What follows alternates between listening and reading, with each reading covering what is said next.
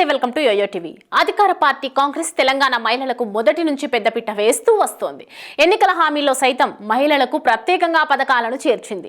అంతేకాకుండా తాము గెలవగానే మహిళలకు సంబంధించిన పథకాలను అమలు చేసింది. మహిళలకు రేవంత్ రెడ్డి సర్కార్ తీపి కబురు వినిపించింది.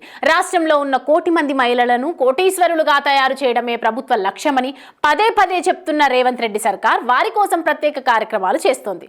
రాష్ట్ర వ్యాప్తంగా ఉన్న స్వయం సహాయక సంఘాల్లో ఉన్న మహిళలను ఆర్థికంగా పరిపుష్టం చేసేందుకు రకరకాల అవకాశాలను కల్పించటమే కాక కొన్ని ప్రత్యేక కార్యక్రమాల్లో వారికే ప్రాధాన్యం కూడా ఇస్తోంది ప్రభుత్వం.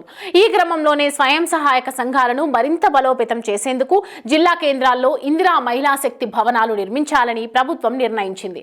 ఈ మేరకు రాష్ట్రంలోని 22 జిల్లాల్లో ఈ ఇందిరా మహిళా శక్తి భవనాలు నిర్మించేందుకు గాను సర్కార్ పరిపాలనా అనుమతులు కూడా మంజూరు చేసింది. ఒక్కో భవన నిర్మాణానికి 5 కోట్ల చొప్పున మొత్తం 22 భవనాలు నిర్మించేందుకు గాను 110 కోట్ల రూపాయలను రేవంత్ రెడ్డి ప్రభుత్వం మంజూరు చేసింది.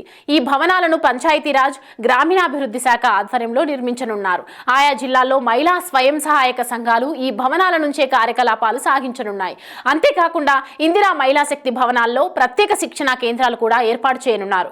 మహిళలకు ఆసక్తి ఉన్న రంగాల్లో ఉచితంగా శిక్షణ ఇవ్వడంతో పాటు స్వయం సహాయక సంఘాల ఉత్పత్తులకు మార్కెటింగ్, కామన్ వైర్ షేడ్, ఉత్పత్తుల ప్రదర్శన మేళాలు, జీవనోపాధి, ఆర్థిక కార్యకలాపాల నిర్వహణ తదితర కార్యకలాపాలు ఈ ఇందిరా మహిళా శక్తి భవనాలలో నిర్మించనున్నారు. కాంగ్రెస్ ప్రభుత్వం ఏర్పడి ఏడాది పూర్తవుతున్న నేపథ్యంలో నిర్వహిస్తున్న ప్రజా విజయోత్సవాల్లో భాగంగా ఈ నెల 19న సీఎం రేవంత్ రెడ్డి వరంగల్లో పర్యటించనున్నారు.